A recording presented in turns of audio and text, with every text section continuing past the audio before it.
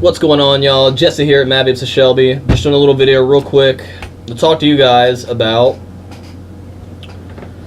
the TFE8s, TFE12s, and the baby beasts, and the big baby beasts. And some common questions that we have customers asking us about these tanks that have them. They're all phenomenal tanks. I own a TFE8 and a baby beast myself. I know a lot of us that work with this company have TFE8s, TFE12s, baby beasts, all kinds of smock tanks.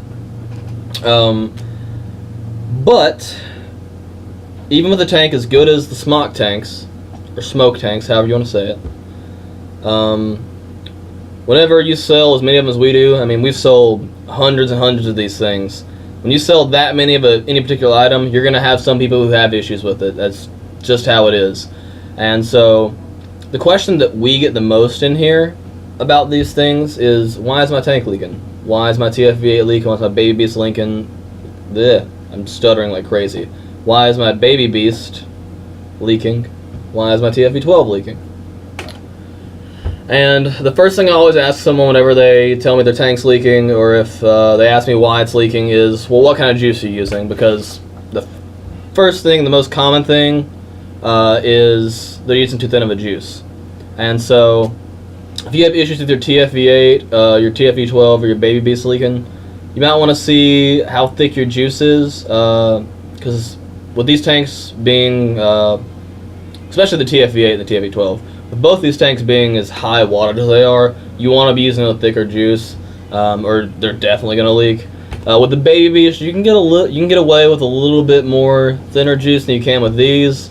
But I still recommend sticking with a thicker juice on those, because if you're running a thinner juice, basically whenever you're going to hit it and it's pulling that juice through your cotton, with that thinner juice, it's just going to go through there so much faster, and you'll get this excess juice built up, and then it's going to run down through your coil and come out your airflow holes there.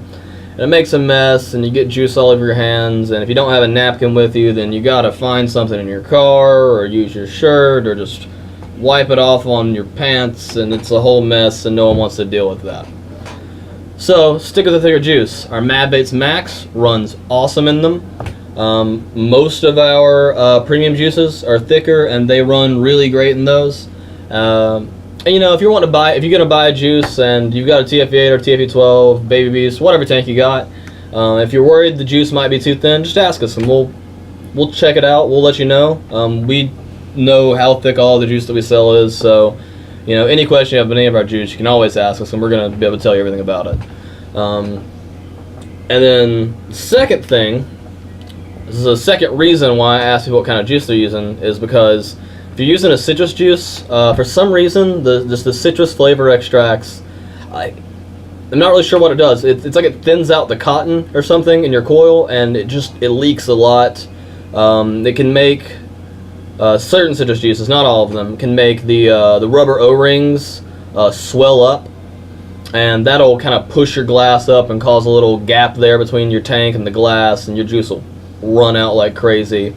Like a juice that I really love, I used to vape it all the time, is the Cob Roller by Juice Hog. It's a raspberry limeade. It's really awesome, but that really bright citrusy taste you get from it, for whatever reason, it just makes the TFE8 leak like crazy. So I always never can use that juice in my TFE8. I always run it on RDA or something instead.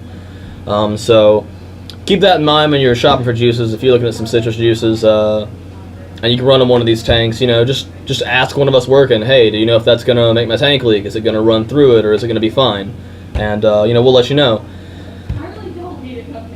And so the other thing I'll usually ask people is, how many watts do you run under that? Because if you're running the TFE8 or TFE12 and you're running at too low of a wattage, it's just going to be, every time you're hitting it, you're pulling the excess juice in, pulling that excess juice in, and if you're not running it as high as it should be, you're not going to be vaping it off fast enough, and so it's going to pour out and leak everywhere.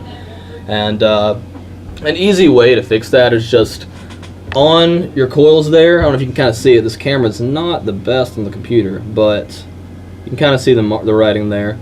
You've got your wattage range up top, and that says 50 to 240 watts, and below that it says best between 110 and 150. you really want to be running it in that best range. The 50 to 240 is really just what this is capable of being used at. It doesn't mean it's going to vape good in that wattage range. It just means that it's capable. You can use it there. So you want to be using it in that best wattage range.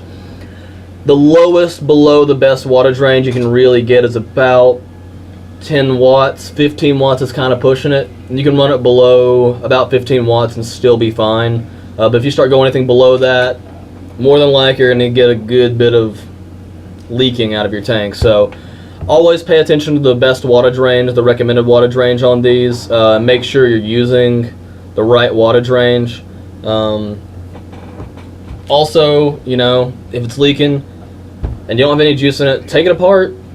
Check out your O-rings. Make sure your O-rings aren't broken, or if you're not missing one. That's a simple thing, and it happens more often than you would think. You know, you're changing your coil, you're taking your thing apart, and you accidentally drop one, you might not even notice. So, you know, make sure your O-rings are there.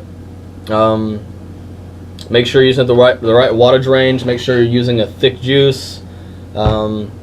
And yeah, that's pretty much all it is. So if you've been having any issues with your TFV12, your TFV8, or your Baby Beast, those are just the most common causes of the leaking from those. So yeah, guys, I just wanted to put that out there so you guys can have this information. If you're at home and you can't make it up to the shop and have one of us look at it, you can hop on here, watch this video, and, you know, take care of yourself. So hope to see you guys up here. Thanks for watching the videos. Later.